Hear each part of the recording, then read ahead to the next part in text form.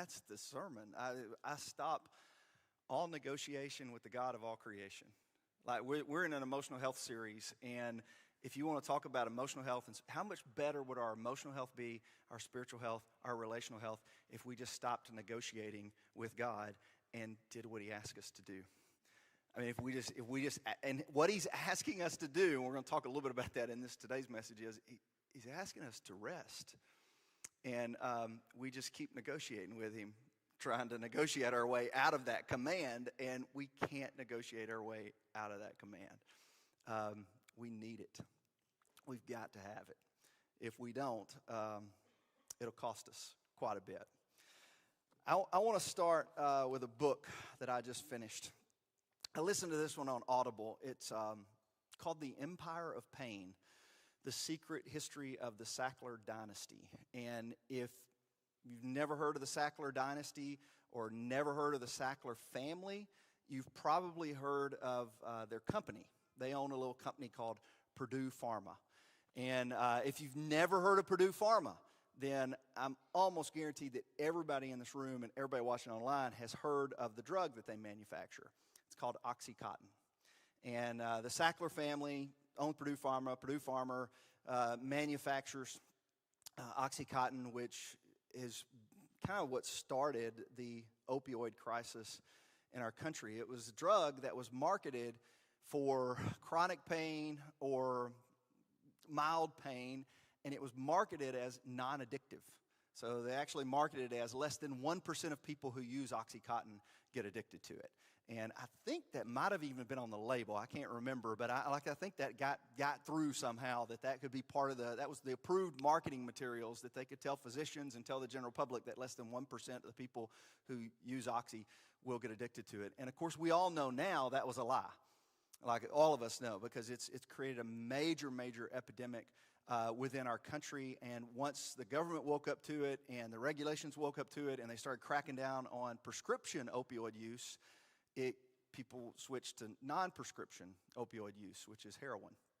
And it's affected a tremendous amount of people. I would say that in a room of this size, I don't know that any of us have been unaffected by it. We've all been affected in some way by it. And this book lays a lot of the blame at the feet of the Sackler family, which deservedly so. I mean, they deserve a lot. Like it's kind of one of those shocking, like, wow. There's several moments when you're listening to it, like, I can't believe they got away with it, and they largely got away with it. Like the lies, the greed, the corruption, the manipulation, the deception. Like it's shocking on many levels. But as I listened to it, I kept thinking about, there's a lot of other circumstances that contributed to the epidemic than just the savvy marketing of a single company. Like there was the FDA involved in this, and there was kind of loose regulation, loose oversight over it. There were some physicians that even once they discovered that it was addictive, or once they discovered people were abusing it, there were some physicians that continued to prescribe it. There was Big Pharma marketing, and Big Pharma kind of cozy with regulators or cozy with federal judges or politicians that just kind of look the other way. But there was also a general public that was hurting. I mean, if you want to think about it, like the drug just came along right at the right time because we didn't want to feel any pain anymore. And we weren't just talking about physical pain, we were talking about emotional pain. And I know sometimes it's very difficult to tell the difference between physical pain and emotional pain because they manifest themselves in similar ways. Like emotional pain can manifest itself in physical ways. You can feel emotional pain in your body. And of course, anybody who's dealt with chronic pain knows that chronic pain leads to emotional pain. So it's kind of like there's this blurred line between those things. But if you'll think about what happened with OxyContin, or really any numbing behavior, but a lot of times we start taking it to deal with our physical pain, but we keep taking it, or we start abusing it to deal with our emotional pain. And that's any numbing behavior. That's, if we're going to talk about alcohol use or non-prescription drug use, any kind of use, we start if you think, a lot of times that's how addiction begins. Not always, but a lot of times that's how it begins, is it's self-medication. And we self-medicate because it works. I mean, like, it does numb the pain, and that's why we start taking it, is to numb that pain in some way. It's whether it's trauma, whether it's crisis we've dealt with, whether it's relational pain that we're dealing with, or we're just completely overwhelmed and stressed in our lives. We drink that, we take that in order to numb the pain. And it does work. I mean, it works for a little while. I say for a little while because it begins to destroy more and more of our life. And we all understand that if we don't stop, it will take everything from us. There's usually, once you get going down that path, you either get better.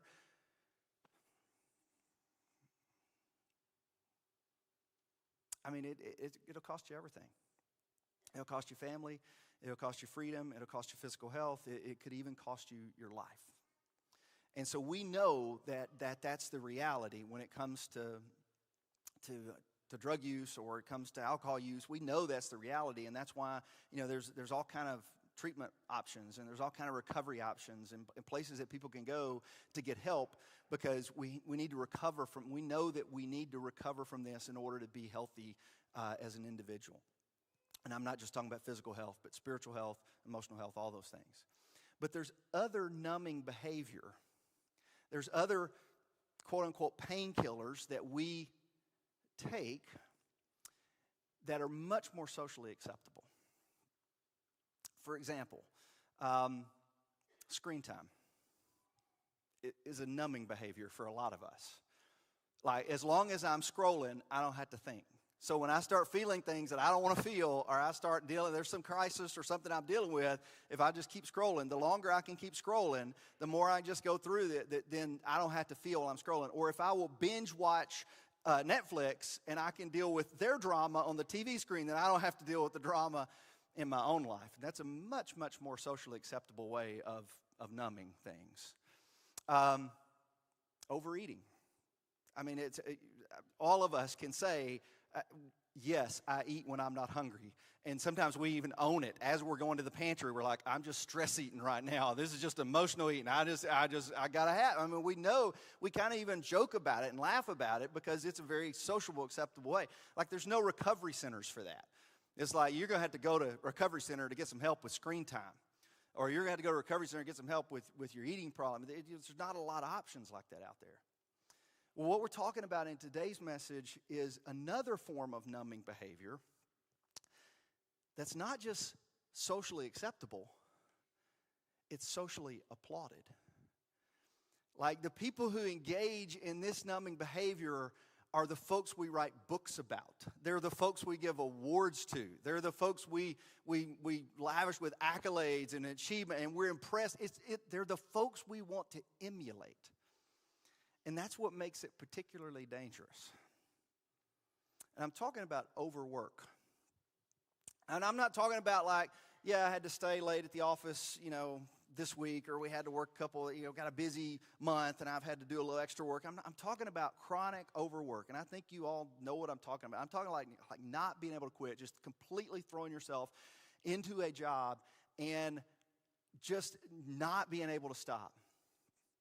And it's become very, very difficult, I think, with everybody. The pandemic sent us home to work, which was great. I get a lot done when I'm home at work, but I also, the line's really blurry between when does that end? And sometimes it doesn't end until I fall asleep with the laptop open. And it's like, if you think about it, sometimes that is a numbing behavior, or a lot of times that is a numbing behavior. We throw ourselves in our work because we don't want to deal with our marriage. We don't want to deal with our kids. We don't want to deal with the drama and the situations that they're going through. We don't want to feel our feelings.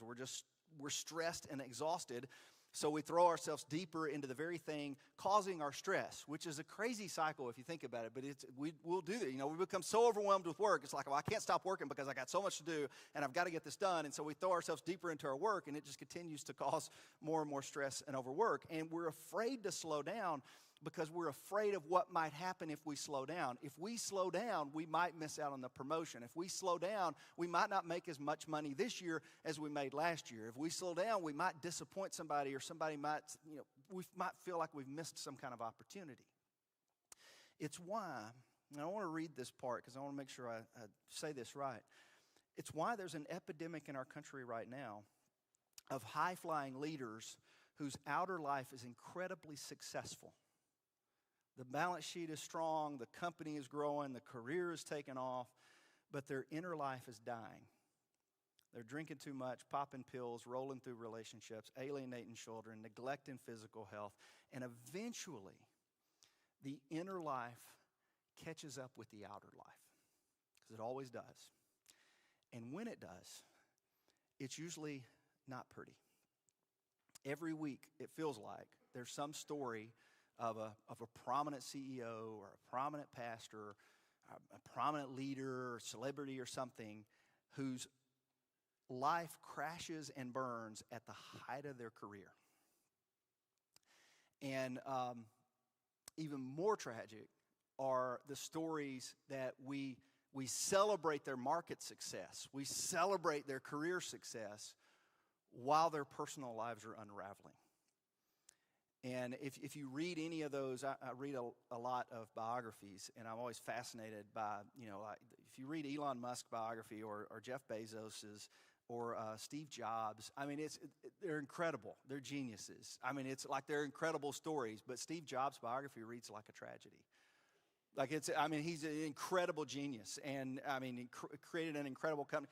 He changed all our lives. We could argue for the better or worse, but he changed all our lives. So, he created this incredible company. He had incredible wealth, and he was a workaholic. He couldn't stop, and he burned through some very significant relationships in his life. And like you read at the end of the story, it's like this is kind of a tragic story in a lot of ways. What does it profit a man to gain the whole world and lose his soul? Or to put a slightly different twist on Jesus' words, what does it profit a man to gain the whole world and lose his family? Is that a win? Culturally, it is. That's what I'm saying about this. Like this numbing behavior of overworking, we reward it. You will be rewarded financially for engaging in that, but you may lose your family in the process. You'll be rewarded with all kinds of accolades and people applauding you and going, man, I wish I could be more like that, but you may lose your health in the process. It's why rest is so important, and it's why God actually commanded us to rest. We don't really think about rest that way. We think about rest as something, well, I ought to do it. Maybe, I should. I know I need to slow down. I know I need to stop working. I know I need to set some boundaries. I know. But we don't really think of that as violating God's commands. But God actually commanded his people to rest. In the 10 Commandments, that's one of the 10 Commandments. You ever thought about that? Like everybody, if I was to say, how many of us follow the 10 Commandments? Oh, I follow the 10 Commandments. How many of us believe all 10 of them are important? Oh, absolutely. I believe they're important. And we, honor your father and mother, and shall not steal, and shall not commit adultery, and those don't take the Lord's name in vain. Those are all very important. But the 4th commandment, we pretty much ignore. Like that, it's acceptable to ignore the 4th commandment. And the 4th commandment's the commandment to rest. It's the Old Testament concept of a Sabbath. I want to read it to you real quick. This is Exodus chapter 20, verses 8 through 11. It says, remember the Sabbath day by keeping it holy. And this is God writing, this is in the law of Moses, God writing to the people of Israel. So put this in context here. 6 days you shall labor and do all your work, but on the 7th day is a Sabbath to the Lord your God. On it you shall not do any work, neither you, nor your sons and daughters, nor your male or female servant, nor your animals, nor any foreigner residing in your towns. For in 6 days the Lord made the heavens and the earth, the sea and all that is in them, but he rested on the 7th day. Therefore the Lord blessed the Sabbath day and made it holy. And so God, in this commandment, God is commanding his people to take a Sabbath, which I'm not going to get into all the Old New Testament nuances there about should we be observing the Sabbath today. I almost want to talk about the principle of rest. God commanded his people to take a day of rest. God himself took a day of rest. That ought to be case closed. Okay, that ought to be enough. If God needs to rest, then what makes us think we don't? I'm more important than God. The company can't do without me. I've got to answer these. What makes us more important than God? But God told his people to take a rest. And I think there's reasons why he told his people to take a rest. If you'll notice, when you understand the Sabbath, the rest is connected to focus. And it's connected to priority. So God didn't just command his people to take a rest. It wasn't like, go take a nap. It was rest and refocus on the things that are most important to you. Because at the end of the day, all of us would say faith and family are way more important than our work. Everybody would say that. Faith and family is way more important than our work. But that's not the way our lives play out. That's not the way our activities betray ourselves. We would say faith and family is absolutely most important to me, but we're spending way more time on work than we are faith and family. So God actually commands his people to take a rest. Like, slow down, take a rest, take a break, and refocus on what is important to you. Get focused back on what is important to you. And this is a principle throughout the scriptures. This is in the law of Moses. I found verses in the Psalms about rest. I found verses in the Proverbs about rest. I found verses in the Gospels about it. I found the epistles, and where God talks about rest and refocus, rest and refocus. And I thought we could just kind of go through all those this morning. We could just go through all the passages. And I decided not to do that because I found one that settles it for me. It's Mark chapter 6. I want you to throw that one up for me. Mark chapter 6, verse 31 through 32. And this is Jesus talking. Well, it's Mark telling the story, but this is Jesus saying to him. It says, because so many people were coming and going, they didn't even have a chance to eat. And Jesus, speaking to his disciples, he said to them, come with me by yourselves to a quiet place and get some rest. So they went away by themselves in a boat to a solitary place. This is just one example of Jesus. He's not only going to get rest himself here, but he's inviting them to rest. But it's just one example of Jesus going to get rest. Jesus did this several times throughout his ministry, where it would say that Jesus withdrew by himself to a solitary place to rest and to refocus. And the reason I say that this little passage right here solves it is because if the Savior of the world needs rest, then we need rest. Because we're not the Savior. And even if we were the Savior, we'd still need rest. So, it's like that passage right there kind of solves it for me. And I treat it as like an invitation.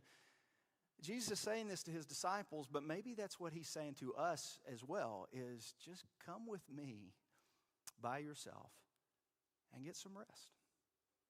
There's two important things in that passage. There's an invitation to rest, but who's the rest? It's come with me. Come with me and get some rest. The other reason I didn't want to go through all of the passages in the Bible about it is because I think all of us kind of intuitively know this. It's like this message today is not telling you anything new, like, oh, wow, I didn't know. Rest. Oh, wow, I never knew that. It's just reminding us of something we already know is important, but we tend to neglect in our lives. And I wanted you to hear a story about that. When I started this emotional health series and I laid out the topics we were going to talk about, one of the guys I thought about, because we had lunch over at Taco Express and he was telling me his story, was Andy Lawrence. And I reached out to him and said, Andy, would you mind just sharing your story with the church about how you got to the point that you got where you are now? And he said, yeah. He said he'd be willing to do it. So we videoed that, and I want you to just hear it, because I think his story, Ebony, you didn't know we were even talking about this, but Ebony was talking about testimony and how testimony preaches. We love to hear each other's story. This story preaches, so I want you to hear it. This is about 10 minutes, but let's watch this together. Hey, good morning, everybody. Really excited to hear this series on emotional health, emotional well-being. I've spent my entire career working in mental health care, helping a lot of people with their emotional health. And when I was talking to Russ, and I started thinking about, over the past year, a little over a year, I actually had to do a lot of work on my own emotional health. And I thought I would just kind of share a little bit what the past year and a half has been like for me and my family. So at the end of this month, it will be 20 years that Aaron and I have lived in Tennessee. Over the course of those years, I really started kind of checking the boxes of things that are supposedly there to make us feel successful. Had a great wife, 3 great kids came along, and the career started to grow. And through the course of that career growth, I was really able to do the things that I loved, which doesn't happen for a lot of people, and I'm grateful for that. But I was also able to help people, or feel like I was helping people, which has kind of always been something I felt called to do. About 15 years into that career, I was approached with an opportunity to take on a new role. It would entail leaving the organization that I had always worked for and taking a new role up in Franklin. So, you know, I did what I always did. I came home, I talked with Aaron, we prayed about it, talked with friends, and ultimately decided that it was a good move. So I jumped in about 2018, made the move up there. And prior to taking on this role, I had long talks with Erin and explained to her, you know, probably 6 months. It's going to take a lot of my time. It's going to take a lot of my focus before I really get comfortable in the role. That had been my previous experience anytime there was a job change. And what I found is those 6 months blew by and the days kept getting longer and longer and longer, and it was more weekends. And it wasn't just busy when I was at work, it was busy when I was at home too. Home life is something that I had historically been pretty protective of. In subtle ways, it started showing up that the job was taking too much. You know, it was missing a band concert, it was missing a golf match, all of those things, to the point that it became the expectation for my kids. The dad just wasn't probably not going to be there. And that's something that was new to me. I've always tried to be involved with things that are going on with the kids, be present at home, and I really wasn't able to do that anymore. You know, we had a pool put in at the house a couple of years ago, and the first summer that the pool was in at the house, I was able to get in it twice. Every other time, we would have a family day planned, hang out in the pool, and Dad would get a call that ended up, instead of being 5 minutes, it lasted an hour. So by the time Dad was ready to swim, everybody else was done. That's a lot of weight. It's a lot of guilt, and I was feeling all of it. The work was harder and unlike anything I had ever done before. And then COVID came. To all of my fellow healthcare workers, hats off to you. It's hard work on the best day, and COVID is certainly not the best day. In the summer of 2020, we had plans to go out of state for vacation. Those plans got changed because of COVID. So we rented a house on the lake and invited my parents to come. And I can remember sitting outside with my dad one day, even through vacation. The phone kept ringing every day. My dad, who is one of the wisest people I've ever met, he looked at me after I taken my 3rd or 4th phone call, and he just said, "Bud," he said, "you're looking old." And I said, "Well, thanks." And he said, "No," he said, "this job," he said, "it's not good for you." So that was in July of 2020. And over the course of the next several months, work was getting to the point I felt more and more pressure. Every day it was more and more pressure. I was no longer sleeping well. I was certainly not present at home. I felt like I was checking all of the boxes that were not successful. I was not a great husband. I was not a good dad. I was not a great Christian. I was an elder at this church, and I had to make the decision to step away from that for a while. And I felt like this job was taking all of the things from me that I wasn't willing to give up. For the last couple of months of 2020, on my drives into work in the morning, if I was not actively talking to someone on the phone in the car, I was crying in the car, which is totally out of character for me. I usually don't display my emotions quite so much, but it was brutal. You know, I frequently would talk to my sister on the phone in the mornings, and she would even tell me, she said, "You sound miserable." Family's good at that. They'll tell you exactly like it is. And then in December of 2020, I was driving to work one day, and I stopped and got a Diet Coke and a pack of mints, and I put a mint in my mouth and I could not taste it. And I took a drink of the Coke and I could not taste it. So I called our infection control nurse, and she said, no, you have to go get tested for COVID. My whole family got COVID. I try in every aspect of my life to try to find a kind of silver lining in every situation. Sometimes it's hard. Looking back, COVID was the thing that forced me to stay home from work. The phone calls still came, but it was to the point, my whole family, we spent a lot of time together. And that's something I had not been present for 2.5 years. One day, when we were starting to feel a little better, Jackson and I played cards. We played a lot of cards and we watched a lot of TV during that time. Jackson and I were playing cards at the table, and he just offhandedly said, you know, you only have 2 years left with me. And I thought, that can't be right. But it was. For those of you who don't know, Jackson's plan is to go into the military after high school. So he was absolutely right. And I finished the game of cards, and I went to the bedroom and I sat on the bed and I literally sobbed because I have 2 years left with this kid and I'm missing all of it. My wife is the most supportive person that I could ever imagine. She talked with me, she prayed with me. At the end of that conversation, I told her, this has to stop. So I made the decision to resign. That was a hard decision because I was resigning from a job, even though I hated it and it wasn't healthy for me. I had no idea what I was going to do next. That can cause some anxiety a little bit. But I knew that I couldn't keep doing this.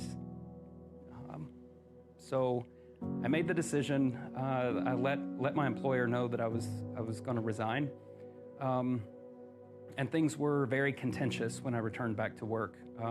It wasn't a very pleasant experience since they knew that I was leaving. On New Year's Eve, I had gone to work that day, and I already had my things from my office in a box, and I just carried them out to the car that day. And when I sat down, I made the decision, I'm not coming back to do this anymore. It was to the point, I physically couldn't make myself go back. I informed my employer that I would not be returning, but on my way home that day, I got a call from an old coworker of mine and who works with the state now. And she told me, she said, hey, you got a minute? I said, yeah. She said, I want you to come work with me. And that's what happened. I was able to return to doing work that I love and getting help out to people that really are in need of assistance. And it's meaningful work. And that's what was super excited about. I get to work with the most amazing team every day and really get back to enjoying work because there's a balance there. At the end of the day, I'm present at home. I'm not exhausted. I'm not stressed to the point that I can't focus anymore. You know, through that whole process of leaving, and it was a few months of me not being employed. You know, Erin kept telling me, she said, I'm at peace with this. She said, the word trust keeps coming in my mind. And that's what we did. We had to trust that God had a better plan. And certainly that was the case. But it took getting to a point of just being completely broken and recognizing that it's okay to not keep climbing that ladder, to not keep striving for more. It's okay to be content with where we are in life and keep those priorities in check. I love the story. I wish there's so much there. What immediately jumped out at me as I was watching it today, this is about the third time that I've seen that video, was listen to your family. Because a lot of times when it comes to an issue like this, it's a blind spot for us, and we can't see it for ourselves because we're in the whirlwind. You know, we're just in the whirlwind doing all the work, take care of all these things, and And folks are cheering us on. You know, that's the thing. Folks are cheering us on and like, go, go, go. This is great. But a lot of times our family can see that blind spot. And his dad called him out on it, and his sister called him out on it. And it took a while before he finally said, okay, maybe they're onto something. But then the other piece of that was the negotiation that had to have taken place in his mind and his heart as he wrestles with this. Is like, I know what I need to do. At a point it comes to, I know what I need to do, but the negotiation that just goes on. And you know what I'm talking about. We've all been in those negotiations when we finally come to a realization of, I know what I need to do, but it's scary to me to do it. And it may not look like quitting your job. I didn't show you that, so everybody go out and quit their job tomorrow. That may cause additional anxiety and stress, and that creates a whole other set of problems. But it may just look like, I know I need to slow down, and I know I need to be with my family more, but I'm scared to do that. So it may look like just setting a boundary. It may look like taking an extra long weekend. It may look like actually taking your vacation days. Some people don't do that. It may look like turning the phone off at a certain time or putting Do Not Disturb on at a certain time on the phone so your family could still get through to you if they need you, but the other folks couldn't get through to you. It may look like turning off the email. I don't know what you know what it looks like for your life, but it's just a challenge for us to do it. The invitation of Jesus, throw that back up for me, Tommy, if you don't mind, that Jesus said, come with me. No, you were there. That third, come with me by yourselves to a quiet place and get some rest. Maybe Jesus is offering that to more than just his disciples, that it's an invitation to us. Because at another point, he issued a more broader invitation like that you're probably familiar with, where he said, come to me, all who are weary and brokenhearted, and I'll give you what? I'll give you rest. Let me pray for us. Father, I don't know who needs to hear this message today and who needs to be encouraged to just take some more rest, but I'm praying we heard it. And I use we because I'm preaching to myself as much as anybody this morning. I pray you help us to do that. There's a lot of fear involved with us stepping back because we're afraid we're going to miss something, or we're afraid somebody's going to be disappointed in us, or a lot of times, God, we will make the choice to disappoint our family over disappointing our employer, and or make the disappointing our family over disappointing a coworker, and that's not right. And I pray you help us to reset our priorities, help us to refocus on the things that are most important in our lives, and that is you, and our faith, and it's also our families and the relationships that are most important to us. So, Father, I pray you help us to do that, to have the courage to know when to say no, and the courage to set boundaries, and the courage to quit climbing the ladder, or to say I don't have to have more. I can be content with the things that you've given me. I can be content with where I'm at now. So I pray you help us to do that, Father. Help all of us as we walk through this journey of life together, and help us support one another along the way. And we ask for your support, that you continue to guide us through your word, and that we continue to lean on your word and the Holy Spirit. And that's in the name of your Son, Jesus, I pray these things. Amen. Next Sunday, I was supposed to mention the offering. I'm terrible about that. That as you leave today, you can give. There's collection boxes around the room, or that's the way you can give electronically. Next Sunday, Amy Albert's going to be bringing our message because she's doing the one I don't want to talk about, and because we're going to talk about things we don't want to talk about. It's called Courageous Candor, and why we need to say the unsaid, why we sometimes need to have the difficult conversation, or to say, wait a minute, can we talk? Something's not right here, and we need to talk about it. I'm not good at that because I'm very conflict avoidance type personality. So I asked Amy if she would preach that one for me, and she's going to do that one. She's going to do a great job. I'm looking forward to it. I'll be here to hear that message. The other thing I want to mention was the Kentucky Relief Team. That was Saturday. They went up, and I think it was 34 was the high yesterday, but they spent all day yesterday working in Benton, Kentucky, and they put together 2 temporary structures and cleaned out some fence lines and all that kind of stuff. So we're very thankful for them and the work that they did yesterday. So I just wanted to recognize them for what they had done. Hope you have a great rest of the day. Hope you'll be back with us next week. Those of you online, hope to see you next week as well. So thanks for being here today.